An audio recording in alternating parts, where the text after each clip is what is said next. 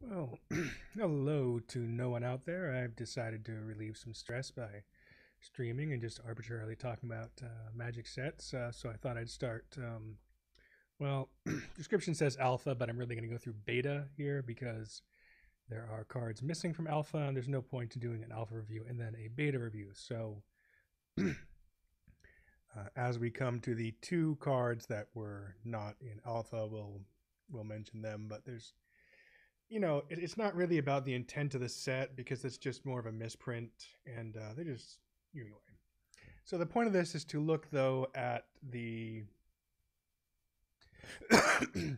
at Magic in its kind of basic original form. So I've just gone to Scryfall here and I've just sorted all the cards by card number, which of course doesn't exist at the time, but they make it up based on what would be the numbers. And so we're just going to run through these things and talk about them and whether or not they're a point. And it's not just about like reviewing them to see if they're powerful, but it's like, was this a good design? Was this a good idea? What are we getting out of this? So the first card in the set is Animate Wall for 1 white. You get Enchant Wall, which basically is the same as of course, it's enchantment aura now. Original text: target wall can now attack. Target wall's power and toughness are unchanged. Blah blah blah. This is just, I'm just gonna skip most of this nonsense text except where it's important and just, Anyway, enchanted. So this card allows your wall to attack for 1 white. Now, most of the walls in Alpha, we're just not going to run into things that were just a great deal. So in order for you to make this wall deck where your walls attack, you already have to spend something to throw this on, and then you need to find a way to give the walls some attacking power. You could use like an enchantment or an orcish Oriflame or Gauntlet of Might potentially. But all this stuff is, the main point of this card is that there was this idea that, well, in the original set, let's find all the crazy edge cases and throw them in. And so this set is very unfocused. It allows you to essentially do a very wide variety of things. So this is not really a good card in any way. It takes, even if you added draw a card onto it, it's a really, and of course cantrips weren't partially invented till Ice Age. It just wouldn't be much of a card. So we can talk about rarity. This is a rare. There's a lot of real garbage in rare slots in alpha, beta, whatever. Okay, Armageddon. This is not garbage in a rare slot for 3 and a white. Sorcery, destroy all lands. It's a very powerful card. It's a card. It's this kind of card you have to build your deck somewhat around, but not completely around to get advantage of. In the right limited deck, you could even get advantage, easily get advantage with it. It's not a fun card, and this kind of card, this kind of a prison card, is something they would pretty well go away from. But it the rate isn't unreasonable. The rate isn't unreasonable on this card. It's just simply that it's not something that we really think that people ought to be doing.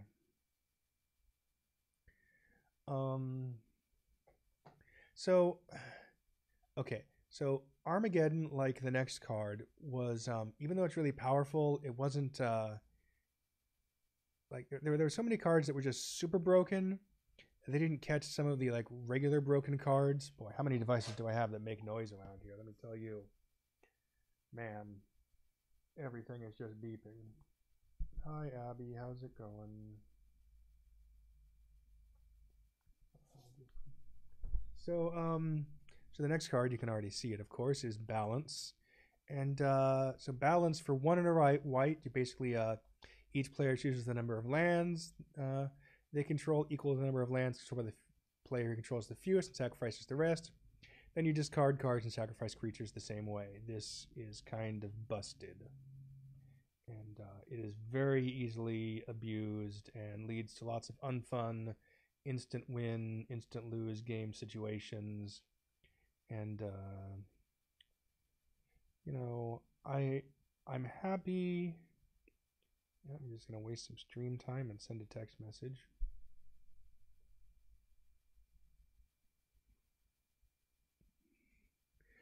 I'm happy that, you know, it's nice that we did all these things, you know, so we could just know what not to do, but it's certainly a card they should have caught, you know. Well, no. It would have been nice if they had caught. I don't want to say should have, you know, but it's the kind of thing I'm glad we don't do anymore. I'm just, and, you know, so this kind of, once the resource denial, you know, land denial, they just, in general, both of these cards, any kind of just land destruction, for the most part, in Magic, in standard, or for the most part in modern, if you're doing land destruction, it's to get rid of specific lands and not to deny significant amounts of mana. It's not entirely true in modern, and it's almost entirely true in standard. So we're we got a common here. This is kind of interesting. Let me get to another card, but Banala Shiro. It's a 1/1 with banding, or bands as it said. Banding has this bad reputation. It should be noted that particularly in limited, it's a great ability, and its biggest problem, well, it has two problems. The problem everyone thinks of is that no one understands it. Honestly, I don't. I never had a problem back then. I thought I thought it was easy enough. It does work differently on offense than on defense, which works against it an awful lot. Perhaps because there were so many fewer rules, there was more tolerance for us to figure out what all the rules were. But you know, I didn't have a problem with it. But the other problem is that, particularly, you know, in limited Magic, where it would be most important, it's going to make combat math very difficult for the other person. So, you know, Banala Shiro, I think in many situations, if you're just in a regular draft nowadays, would be, from a power level perspective, a pretty fine card. From a game design perspective, it's not something that they would do. Black Ward. So we're going to have a whole series of these things. It's one of a couple of different series. So in the original set, every color had 2 allies and 2 enemies. And the 2 enemies are generally the important part for the most part. The ally stuff is less important. And with the enemies,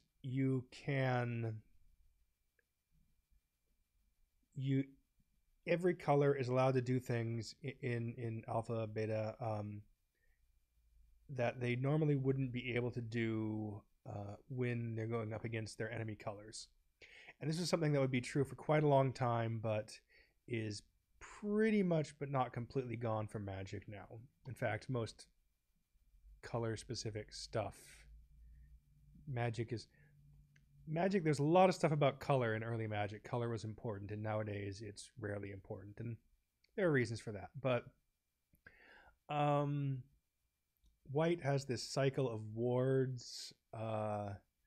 You know, they give you protection from a color, which protection is a really overly powerful ability because it does 4 different things. But spending a whole card on it is an awful lot. If you're going to spend a card on a ward, though, probably Black Ward is one of the better ones. Again, though, you cast the Black Ward, your opponent just casts Terror in response, and that's that. But that's an uncommon, so this is a whole cycle of uncommon. So White's space is clogged up a lot by these. So yeah, these 5 color cycles. I'm sorry, I didn't explain this right. It's White has this ability to do something against all 5 colors, not just its 2 enemy colors. Okay, Blaze of Glory is a rare. It's a card really nobody cares about now, and so one white for an instant. Cast this spell only during combat before blockers are declared. That's a clause you see written into a lot of old cards in the text. Nowadays, things don't usually work that way. Anyway, target creature defending player controls can block any number of creatures this turn. It blocks each attacking creature this turn if able. So what this does is it allows one creature to block everybody. And this is a rare, and it's kind of a terrible card. There are situations, and the real situation is kind of the lure situation, which where you throw it on a Thicket Basilisk, and suddenly every single one of their creatures dies. Who, assuming assuming that there's that it can legally block those. But if you're not doing something funky, this is like a terrible fog where you throw away a creature. It's like a 2-for-1. So this is one of those just, we're trying to figure this out. We want to understand what we're going on. We made this card, but it's weird, this stuff. I think there certainly is a lot of complexity in the rare slot. Later sets like Ice Age would stick this complexity in the common, but kind of when you have a weird complex thing, it often just gets stuck in the rare slot. Blessing, another rare for 2 white, enchant creature, and it gives it the ability to spend 1 white to give it +1/+1 until end of turn.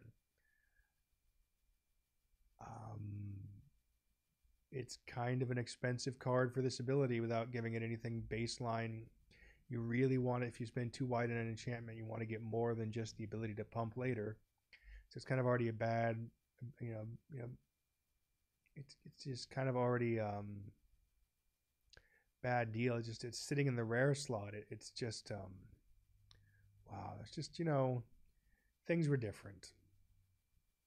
Okay, so here is Blue Ward, the blue of the uncommon cycle, and protection from blue.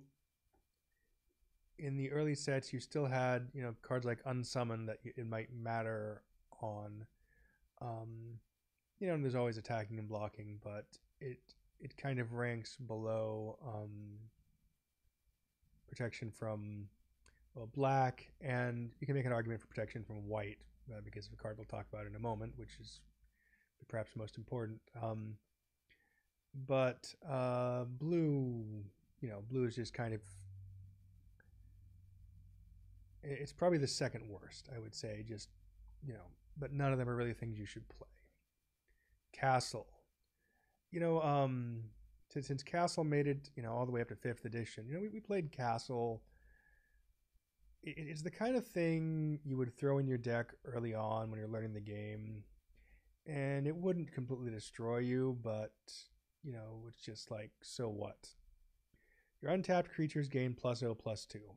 So ignoring creatures that don't, Serra Angel, you lose all this when you attack, and so it makes your defense pretty good, but you lose the game when playing defense. So mostly Castle makes you lose less, but it's the kind of thing you'd see it. You expect to see it in uncommon in this place.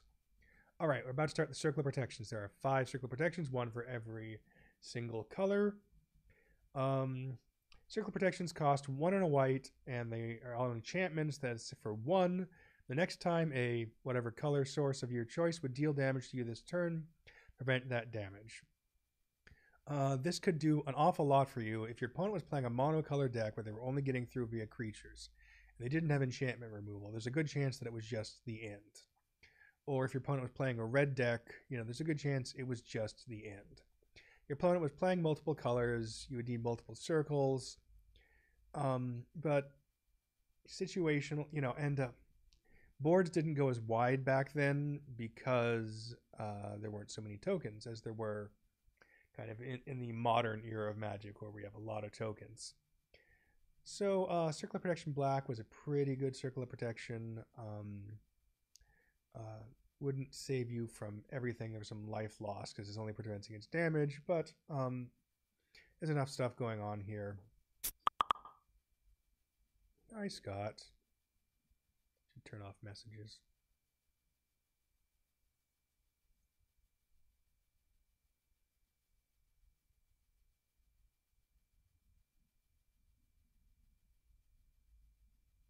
There, hopefully nothing important popped up on the screen. Alright, so Circle Protection Blue is probably one of the weaker Circle protections, because not as many blue creatures were attacking you. You know, blue would counter your Circle Protection before it gets into place sometimes, but, you know, it would work. If your opponent used only a blue creature, you know, Mahamati Jinn is his only way to win, and he couldn't get rid of your circle, so... Protection green, well, green, we'll talk about green later, but the nature of green, green did have Tranquility, which allowed it to get rid of all of the Circle of Protections. So, it's kind of, but still kind of, you know, it's again, it's the green stuff, it's just the way green does damage, weaker Circle of Protection. Most important Circle Protection red, because red would do damage to attacking and other ways, and there were just certain things you couldn't, like white couldn't prevent without Circle Protection red, or some really terrible cards. So this is a very, very good card. Circle Protection white is pretty weak. It's just the nature of the white creatures, so that's probably at the bottom. Alright, we're back to weird cards. This is an uncommon. I was thinking it was a rare, but it's uncommon. Consecrate land for 1 white. A lot of cheap white cards. Enchantment Aura, or just an enchant land. Enchanted land is indestructible and can't be enchanted by other auras. You can't be enchanted by other auras is kind of a weird thing that, you know, but kind of, it was the style of the time. But gives you land indestructible, but any scheme which involved consecrate land in order to move forward was probably not a very good scheme. And it's not like there were good mana producing lands, but it's not like until Arabian Nights came out, there were lands which, you know, it's like did something worth protecting. Arabian Nights invented the idea of lands doing something other than producing mana. All right, so here's our first actual hoser designed to just destroy another color, and it's also our first look at upkeep costs. So one mechanic that was very common, which is basically dead in Magic now, is the upkeep cost, where during every upkeep you would have to pay some kind of cost, or you would take a penalty or lose a card. So conversion here for 2 and 2 white, all mountains are plains, which may completely destroy the mountain player situationally, if they're not also playing white, or if they're not also playing another color. And at the beginning of your upkeep, sacrifice conversion unless you pay 2 white, or white, that is. And the thing about this is, if you got it down and you're in a position to beat the other player, you could probably keep playing it. There are some middle situations where they have creatures in play where you might have trouble paying it, but generally this kind of thing, it wasn't necessarily fun, because it's just like 2 white, other player just stops playing if you chose the right hoser. Crusade. Crusade is kind of, it's a crusade effect. Well, it's this kind of card be very common throughout Magic, although it's been changed slightly from this form, so they wouldn't reprint this again. Crusade for 2 white, all white creatures gain +1/+1. This kind of starts also the white theme of going wide with creatures, but we wouldn't actually see a lot of the creatures they needed for that until later. The real difference between nowadays and this card is that back then, all white creatures gain +1/+1. Nowadays, it would just say, you know, white creatures you control get +1/+1. Death Ward for 1 white, regenerate target creature. It's not a card you probably ever play, but in Limited, it's probably not as horrible as we would make it out to be nowadays. You know, we expect more to get more out of regeneration, but we didn't have limited back then, so we didn't get to appreciate some of the oddball things that were going on. I'm not saying Death Ward is good enough because it's really not, but you know, regeneration is a weird ability they've gotten rid of. Just because there's too much going on with it, like a lot of stuff, they'd rather simplify. With regenerate, you remove all the damage from a creature and you tap a creature if that creature would die. And at the time, look, so later on you would play a regenerate shield where you play regenerate, and if they died later, the regenerate with trigger. At the time, you basically had to play the regenerate when it happened. Disenchant. Disenchant is a completely fair and balanced and even a normal card. It just doesn't end up appearing in standard anymore because they decided to kind of pull away on the on white having this side. Is it the artifact side, I believe? Yeah, yes, the artifact side. Yes, my brain needs to think about that. Later on, there was the green version, Naturalize. This is kind of it's a weird piece of art, but it's one of the iconic cards for original Magic. It's just a fine, fair, completely normal, reasonable card that's ignoring exact color pie stuff. Completely fine, fair, and reasonable nowadays. Farmstead, another weird rare. 3 white.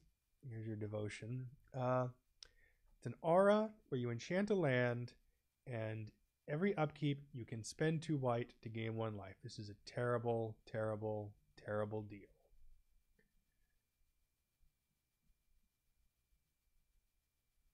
All right. Green Ward. It's the Green Ward. I just don't know why you're throwing Green Wards down. I don't think anyone ever played. These are just cards that just piled up in people's boxes. Woo.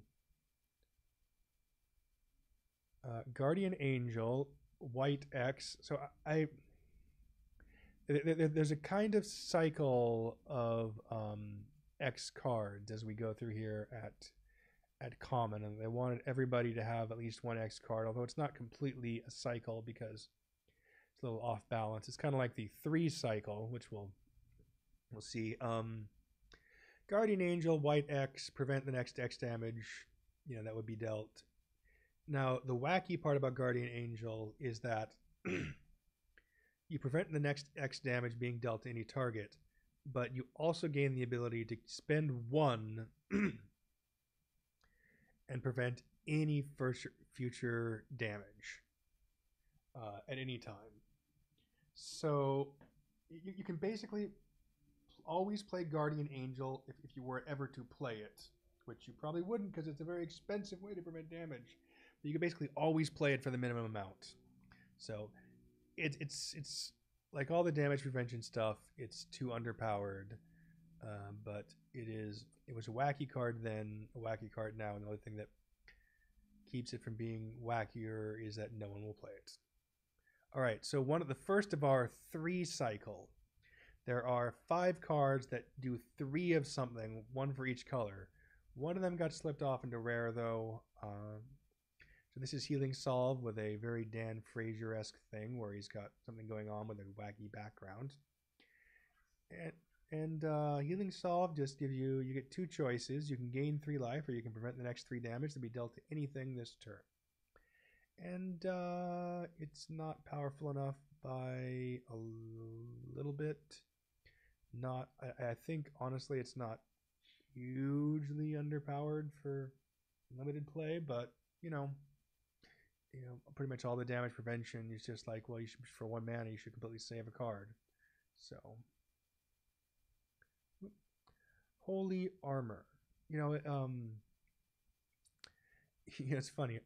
Unlike Blessing, this common here for 1 white actually gives the creature +0/+2 some bonus just for being on the card, and it can get extra +0/+1, but you just don't want to just get it's just very little toughness altogether without having any power. Power is a lot more going on. So yeah, it's hard to justify, as is Holy Strength, which for 1 white gives a creature +1/+2, so it gives it the extra 1 instead of the ability to continue pumping. But +2/+1 is just a way better card. I don't think it's that underpowered and limited, but it just is underpowered. You know, just +2/+1 is just so much more. Island Sanctuary. Here's another wacky rare, but this one's a little bit more going on. If you would draw a card during your draw step, instead skip that draw. If you do, until your next turn, you cannot be attacked except by creatures with flying and or island walk. We'll talk about land walk later, but yeah, so this is a card that could just kind of permanently hold people out of games, but the cost was fairly high. Of all the kind of these wacky prison cards, this one seems like one of the more, heck, it made it 5th edition, which is one of the much more reasonable ones. It's just, you have to find an extra trick to keep drawing cards, otherwise you're going to have to end this thing. Karma. Karma, karma, karma, karma, karma, chameleon. You come and go. You come and go. So karma here, it's 2 and a white, 2 and 2 white, and at the beginning of your upkeep, karma deals damage to that to each player equal to the number of swamps they control. Well, that's completely symmetrical, unless you control swamps and don't control swamps. Again, it's a hoser that just, it'll kill your swamp opponent really, really quick. You know, just depends on how far along the game is. And, you know, the black player can't get rid of enchantments, and so they're just going to lose to it if they can't beat you right away. So, you know, it's the kind of not fun hoser that, you know, post 4th or so just went away. Lance. Target creature gains first strike for 1 white. Not worth a card, but part of the, we have to have the ability to do everything in this game, so here's Lance. It was very nice for Mark Rosewater when he created Magic the Puzzling. Mesa Pegasus, though, is far more reasonable, as it's a 1/1 for 2, which, you know, isn't really a deal even then. But it also has flying and bans. And so it's not like the Mesa Pegasus saw a lot of use, but it would be a rather fine limited card in a number of ways, as you can band up and force. So let me read through banding here just to see why this. Any creatures with banding and up to 1 without can attack in a band block. Bands are blocked as a group. If any creatures with banding you control are blocking or being blocked by a creature, this is the important part, you divide that creature's combat damage, not its controller, among any of the creatures it's being blocked by or is blocking. So, you know, in theory, the basic idea is that with the Pegasus, you can, any number of creatures that can block, you can just split the damage up. The flying doesn't help nearly as much in a banding case unless everything you have is flying. But that ability to choose where the damage goes, which is the important part, it basically allows you to, you stuff all the damage in the Pegasus and you trade that for whatever creature. Or it makes it easy to, among a number of creatures, divide the damage out and not lose anything. It just totally makes your opponent's combat math difficult. Okay, here's Northern Paladin, who would inspire a lot of cards later. He's that's weird. He's 4 mana, 2 and 2 white for a 3/3, and destroy target black permanent. And I mean, on rate, he's pretty mediocre, but kind of normal for alpha, beta, unlimited. But that destroying a black thing, it's kind of an expensive ability, but it's pretty potent. Particularly in that old kitchen table play, it was real potent ability. So Northern Paladin had a pretty good reputation. It's certainly not the best way to hose your black player, though. I mean, Just consider this. You can play 4 mana and play Northern Paladin, which they can kill with a terror. Or you can play 4 mana and play a Karma, which they can't get rid of and will just cause them to lose. Pearled Unicorn, this is the gray ogres. No one ever says it's a Pearled Unicorn. They say it's a gray ogre. And so this is just a 2/2 for 3, a morph. You know, this kind of card just basically never saw play because it just doesn't really, except when you pull out your starter deck the first time. You know, there's just, you know, more iconic for where it appears than for being at all good. Personal Incarnation. Personal Incarnation is kind of the white. It was designed like to position to be the white, the white power card, the white iconic rare. And so for 6 mana, 3 and 3 white, you can just send all the damage done to Personal Incarnation or any part of that damage to the caster. You can send it off one at a time, which means that it's extremely difficult, you know, to kill the Personal Incarnation in creature combat because you're just going to pull off 1 or 2 and, you know, survive a really large block or whatever, you know. So for 6/6 at 6 mana, it's a great rate, which is not a lot. That was back then. It's kind of bad rate now, but that's, you know, it's because rates are so much better. But the lack of evasion makes it less interesting than most of the iconics, and it's so much more complicated and the wording comes down. It just would have to disappear later. Incidentally, this is the only alpha rare that I own. Just random fact. All right. Here is another cycle, which is 1 for every color. So, and it's one of the weird things that Magic rarely allows. Even back then, they rarely allowed it, but now they pretty much never do. Pure Lace is an instant, and it says target spell or permanent becomes white, and it makes a note. Well, it doesn't make a note, but here, but in past versions, they make a note that this is permanent. At least I think they do. So basically, you can turn any spell being cast white, which accomplishes I have no idea, or you can make a permanent white, which you could then use Circle of Protection white on. This card is also an interrupt, so that it can take place while a spell is being cast, like a counter spell, because the stack didn't exist then. There was something really complicated, and these cards are terrible. They're all rares, and they're just absolutely terrible. They do not nearly enough for what you're paying for them. Here's the red ward, because we've talked about red as kind of damage in its nature. It's kind of a better ward, but still. Resurrection. Resurrection is a fairly decent card, uncommon. I almost want to go into the prints here and see the last time it was printed. Yeah, so Ultimate Masters. I mean, it's a very printable card. It's kind of actually at a normal power level nowadays. I think the problem is that the color is off.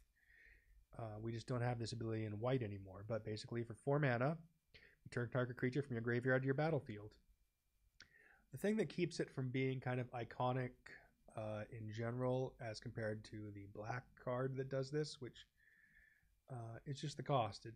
It's 4 mana for, you know, cheating something into play for 4 mana isn't nearly as good as cheating something into play for 2 mana. Reverse Damage, featuring Counselor Troy. Next time a choice, your choice would deal damage this turn. Prevent that damage. You gain life equal to the damage prevented that way. For 1 white. That's nice, but it's a tremendous amount to spend for that ability. So it's another wacky rare that just doesn't, you know, it could win you a game sometimes. I just wouldn't advise doing it. Righteousness, target blocking creature gets +7/+7 until end of turn. So anything that does a positive thing to your own blocking creature probably doesn't matter, and you should probably be able to destroy the other creature for +7/+7. It's fair and balanced, but not the kind of thing you're playing. You know, they're just, you want a combat trick that works on the attack. Just because, oh, and this is a rare again. It's just because the numbers are big, I assume, but you can't really do much with those numbers, particularly in this set. Samite Healer, 1 and a white. Tap, prevent next one damage be dealt to any target. And it's a 1/1. He's fine and limited, but they don't like this kind of combat complexity anymore. But he's fine if unspecial. Savannah Lions is a card that would be like a weak common now, but was a rare then because of power creep. And in fact, it became more powerful than what was available. It's a 1 mana 2/1, which is great. It's great. Get you high. Serra Angel, one of the most iconic creatures in the history of all of Magic. 4 mana for a 4/4 vigilance, aka does not tap when attacking. It's still printed to this day in starter sets, so you can play it in standard. It's a little underpowered, but it's a spectacular limited card, and that's kind of you know, they believed shortly thereafter that this card was too powerful and they didn't prevent anything that was this good, which is one of the reasons why Magic is kind of terrible for a couple of years. But yay. I mean, a alpha Serra Angel is you know, demanding as much as some of the, you know, poor rares. So it's a personal incarnation. $300 in good condition. If only mine was in good condition.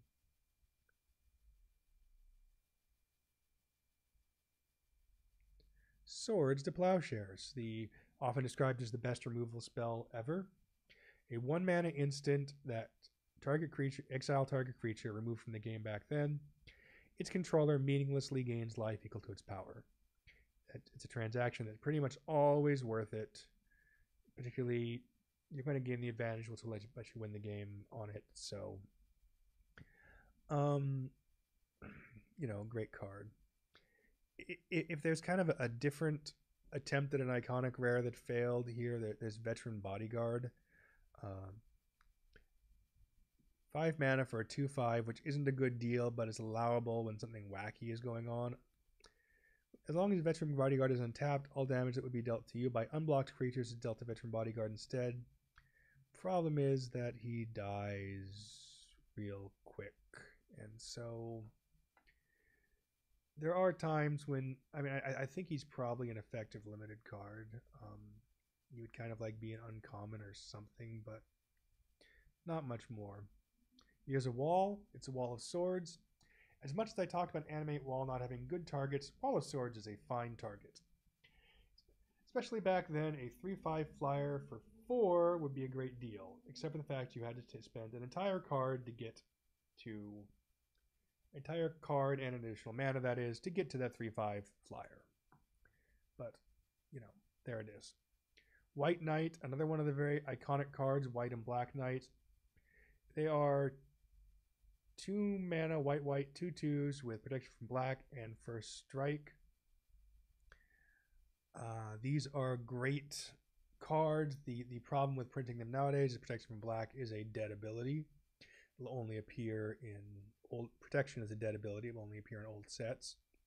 But, you know, again, that these cards were kind of at the right power level, you know, and for the most part, maybe a little bit much, but, you know, for some things, but not meeting the power level would hurt the later sets.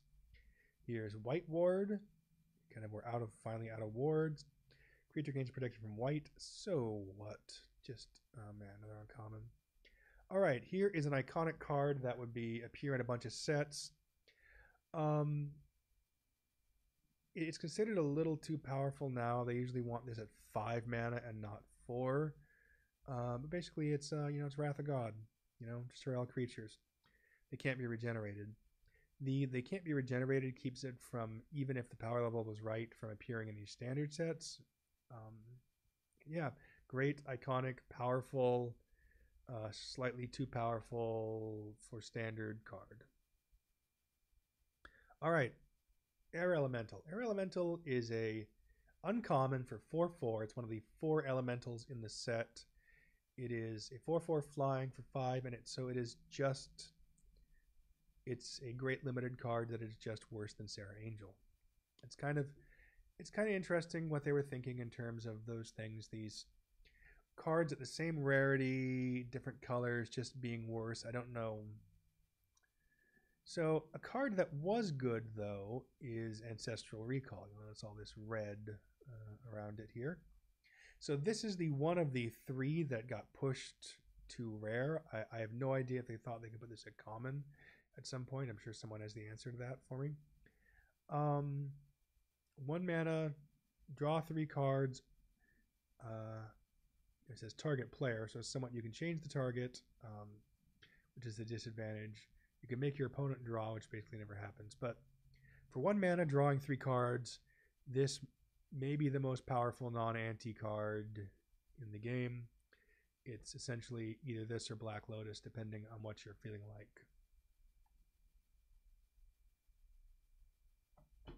Animated Artifact is a kind of a part of a setup for a kind of, a thing, kind of part of the we can do anything. And Animate Artifact, you enchant Artifact, and if that artifact isn't a creature, it becomes a creature with power and toughness equal to its converted mana cost. And you would see this ability a lot of times throughout Magic. The actual spell itself is not really a great deal, but it's kind of a nice starting point on a certain thing. Blue Elemental Blast is a very fine card, but it's the other one that's generally better because counter target red spell, destroy target red permanent. This is a great hoser, but generally it's the other one that So a lot of these hosers came in pairs, which I didn't really mention that. Both colors would have a matching one. So obviously there's a red version of this. Brain Geyser is not really a broken card, but there was a time when it was felt that it was. So for 2 blue and X, you draw X cards. This is a powerful effect, but it's not completely busted. So as compared to other stuff in the set. So for Legacy and Vintage, you can see it's become it's reasonable and fair right now. But this was a powerful rare card at the time. Now consider this compared to Ancestral Recall. You have to spend 5 mana and at sorcery speed to reach Ancestral Recall level. And of course you can cast this for 7 or whatever, but Clone. I think I'm a clone now. Cloning is another thing that kind of was set up by the original set, and if they hadn't done it, who knows what would have happened. Clone's a fine card, not particularly super powerful, not particularly super unpowerful. Reasonable thing to play in kind of limited formats where it's legal. For years, the rules team couldn't figure out how clones worked. But it's an uncommon. It's a very iconic card again. Control Magic. A card that seemed good at the time, but as we began to understand limited especially, was realized it's how busted it is.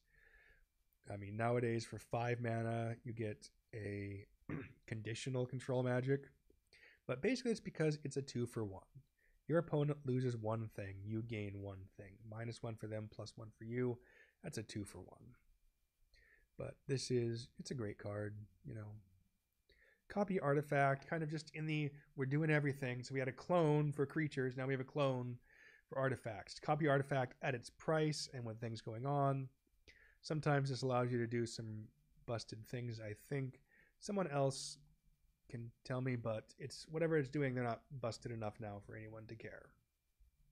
Counter Spell. Probably a future card in Modern, if rumors suggest.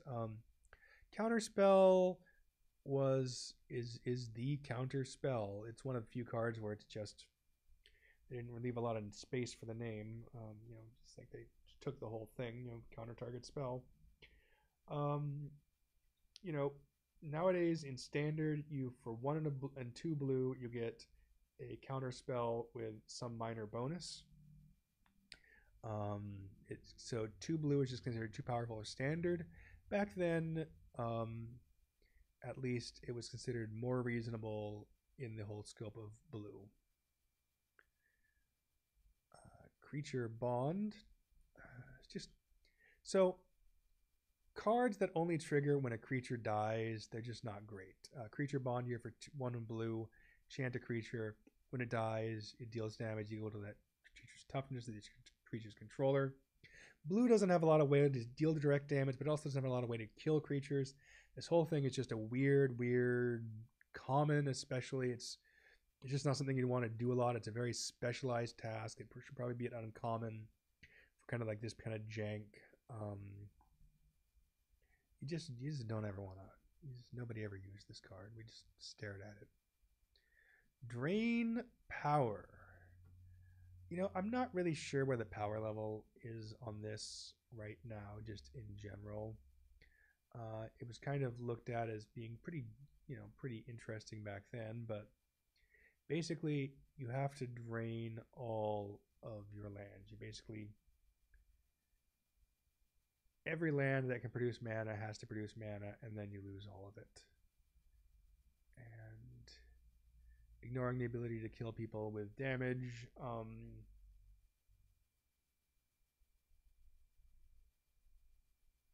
It's interesting because in the original wording, you can't tap fewer than all opponents' lands. That doesn't really fit with the current Oracle because it doesn't tap every land. Anyway, I just don't know how useful draining your opponent out like that is at sorcery speed. Because your opponent has room to counter it. I mean, it can keep them from countering things, but there's just... So, I don't know. I think there was some space for it back then. It may have been pretty good. I just don't remember exactly. Feedback is too expensive for what it does generally, but it might fit in the right limited environment. I think if you put feedback in Theros, it might be playable. Depending, I forget how fast Theros is in a slow limited environment. 1 damage to the controller of target enchantment, and neither of these enchantments are probably going away. So you'll slowly tick away at a person. Yeah, whatever. Flight. In the everything must be done category, this is the spell that gives a creature flying for 1 blue. It's not super underpowered. It just needs to have like +1/+1 on it or something. Invisibility. Creature can only be blocked by walls. It's not powerful enough for 2 blue. It's a... Yeah.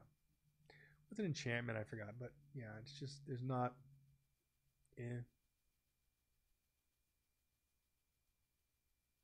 Jump. You might as well. It's like flight, but it's an instant, which, can be used on defense. That's cute, but it's super underpowered. Generally, we would have a creature gain flying and +1/+1 as an instant again. Life tap. Another hoser.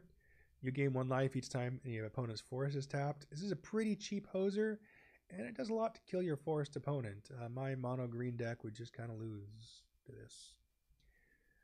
Lord of Atlantis still sees play because of reprints at certain points. It's managed to the right reprints in modern or whatever. All of your merfolk get +1/+1 and have Island Walk. It's the best of all the lords. It eventually became a merfolk. Originally, these lords weren't merfolks. Merfolks. They've made them merfolk and have them affect only other merfolk. The Island Walk is sometimes super important, sometimes not, which is the problem with Land Walk. See if we get a real Land Walk creature, but he's like, this Lord of Atlantis is a great rate. Magical Hack, one of 2 real do-anything cards that just like getting their wheels right on this stuff. Change the text of target spell or permanent by replacing all instances of 1 basic land type with another. For example, you may change Swamp Walk to Plains Walk. This effect lasts indefinitely. So it's a lot like the laces. It goes on forever. And you can change one hoser to another hoser. If it's the right kind of hose. So it's, just kind of a universal hoser thing. It's not really generally worth playing, but people probably lost the game to having a universal hoser in this thing. Mahamati Jin, not quite Shivan Dragon in terms of his reprinted iconic blueness, just because of other stuff, name, kind of the, Arabian Nights kind of issues, but great creature, 6 mana, 5/6. So there's kind of like the Jin and the Shivan Dragon that they didn't really, took years before they got back to that level.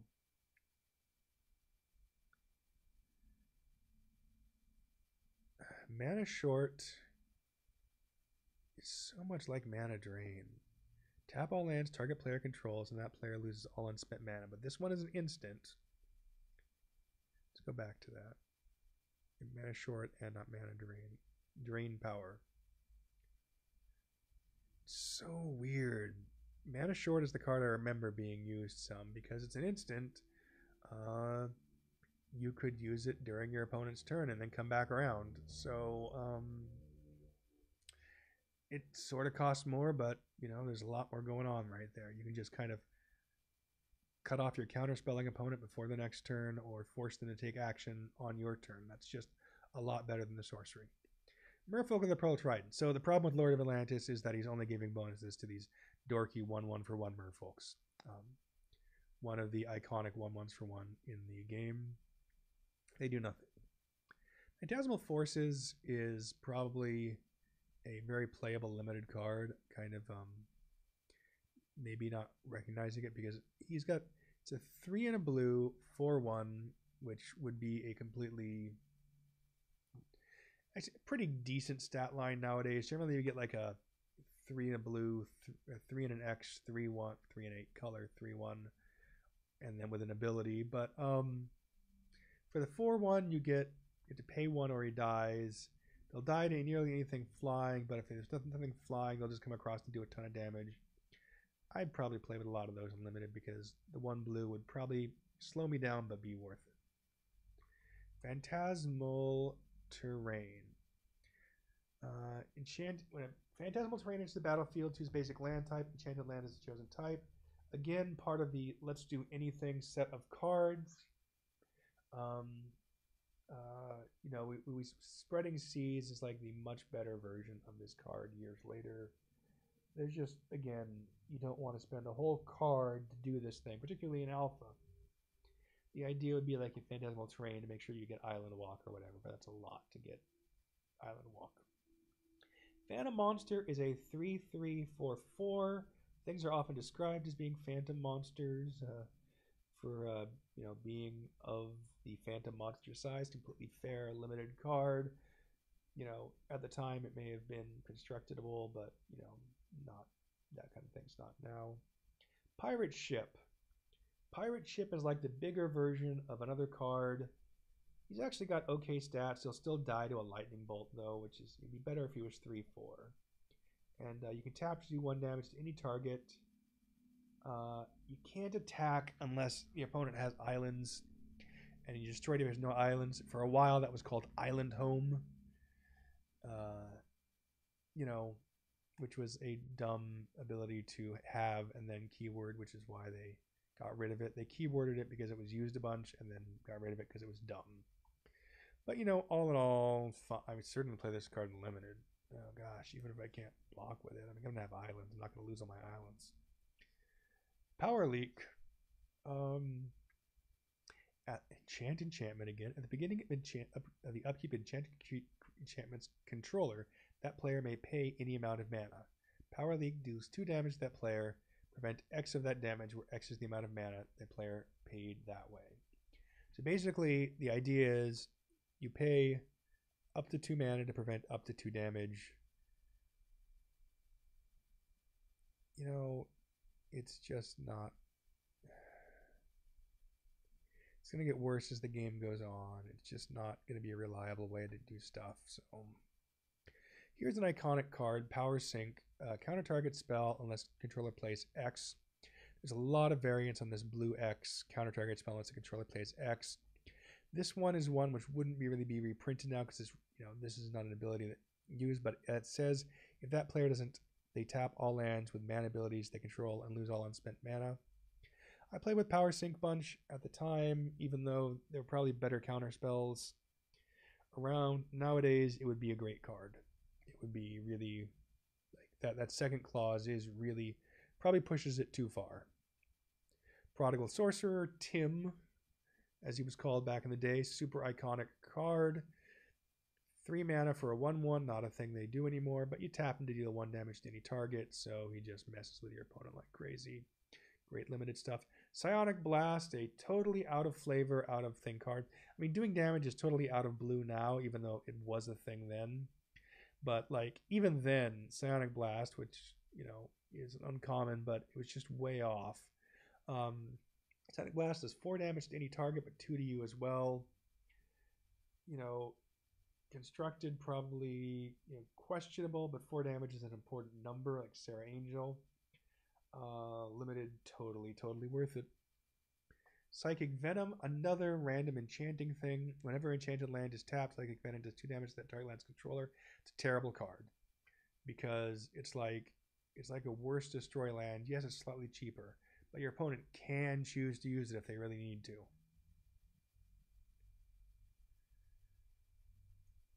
Sea Serpent. I'll take a break after blue. Maybe I'll never finish them. It's another Island Home card, 5/5 for 5. This card would be printed nowadays, and unless it was a terrible common, it would have an upside. But right then, you had the Island Home disadvantage. Siren's Call is kind of a wacky card. Instant and uncommon for 1 blue.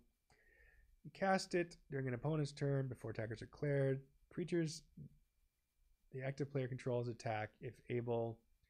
And this is the weird clause they used to have on this. So they used to have a lot of the multiple of these. You must attack, and if you don't attack, you are at the end of the turn, and you're not a wall. You're destroyed unless they came into play that turn or whatever. So it's you have to play it before the attacks. You can't cheese out, it's cool and all, and maybe if you combined it with Icy Manipulator, you could like totally hose your opponent, but all that kind of complicated stuff, it's not something you generally don't want to encourage your opponent to do what they want to anyway, which is attack. Sleight of Mind is the color companion to Magic Hack. For 1 blue, you change a color word instead of a land word. Spell Blast is a kind of bad counter spell. It's just way too expensive. So you have to spend blue X to counter a spell. Target spell is countered, where X is the cost of spell. Well, that means you're always spending 1 more than they spent, which means that unlike other counter spells, you're always getting kind of behind on tempo. Wasn't unplayable at the time. It could fit into certain spots, but in general, no. Stasis, terrible art. Some people will defend it for its wackiness, but it's just a completely random thing which doesn't fit at all the theme of Magic, and it looks like some weird thing on a kid's wall. It's a terribly unfun card that it took a while for them to figure out to get rid of. It's an enchantment, and everyone skips your untap step, and at the beginning of your upkeep, you sacrifice Stasis unless you pay blue. The idea being that you'll eventually run out of blue to play unless you've done something really cheeky, but it's just, you'll often have time to figure it out. It's a terribly unfun card that some people are kind of into this nonsense. Steal Artifacts, like Control Magic, but for artifacts, same price.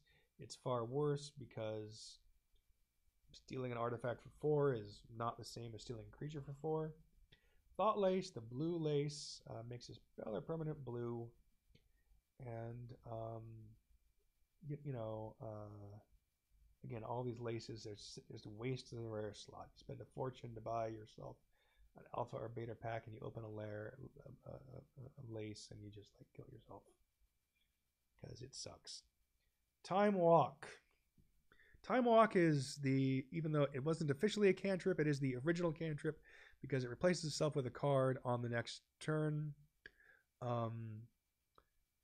It's sorcery, but for 2 blue, it's not the most powerful of the power 9 but it just because oftentimes you just cycle Time Walk to get nothing out of it, but so often you do get something out of it, and you basically never get nothing out of it. You can basically always you never get you never lose from it. You basically always get another turn, another thing, unless you're dying in some weird fashion. I mean, you could die in a mana vault, but power 9 broken, stupid. The fair cost for taking an extra turn is like 5 or 6. So, and the unfair cost for taking an extra turn is an instant at 7 that shuffles into your deck. Time Twister is the kind of card in the power 9 that doesn't really belong. It's the same card as Wheel of Fortune, except you shuffle your graveyard and library together before drawing all 7 cards. So shuffle your hand on the graveyard into your library, then draw 7 cards. But it's also a stupid, powerful card with all kinds of combos and other things, not really fair at all. It's just, if it's not as broken as other completely busted cards, it doesn't really mean it's not busted. And it's funny that they fixed this card but didn't fix Wheel of Fortune for another set. Twiddle is another card that exists because you should be able to do everything. You may tap or untap 1 land, creature, or artifact in play, and that's all, and it is not nearly enough to spend 1 card on. Unsummon is a fine limited card, not something we played in Constructed, because you're going to lose tempo on it, but in Limited, this kind of 1 blue, put a creature back in the hand is great. Generally, they consider this slightly more power than they want in Limited, and that they usually add an extra mana on, or slightly make it less powerful somehow, but it's not like you couldn't print it in Standard and not have and it wouldn't be a problem. It's just fine. Vesuvian Doppelganger is a clone, but you can change every turn. I remember when we played, this was such an awesome and cool card. It's got a great piece of art by the late Quentin Hoover. Is it really that much better than Clone? Well, it may be worse because of the cost. But, it was an awesome card, and we were playing like giant multiplayer game. It was just so much fun. And I was always jealous because they didn't have one. Volcanic Eruption is another hoser. This is a really expensive hoser, though. For 3 blue, you can destroy X mountains and do X damage to the opponent. And it just costs a ton to do this eruption. So compared to like flash fires or whatever, this is just a much worse single hoser. It's a rare though, rare hoser. So many of the hosers are uncommon. Wall of Air. It's a 1/5 wall for 3. What do you expect out of a wall? I don't even think it's necessarily the most unreasonable set of stats for what it is. It's probably pretty reprintable in sets. It's just, you generally have to create the right set to convince players they want to play walls. And Wall of Water is much worse because it has no flying. You can increase the power and kill a bunch of stuff crashing into it, though, but probably don't want to. Water Elemental, the second elemental in the set. It's a 5/4 for 5. It's fine. It's the kind of thing you can reprint at any time if you just feel like it. And it's slightly underpowered for Modern Magic, but it was great for uncommon random filler at the time, but not as good as the Serra Angels or even Air Elementals. And that's it for that. And I'm going to take a break now and probably never start up again.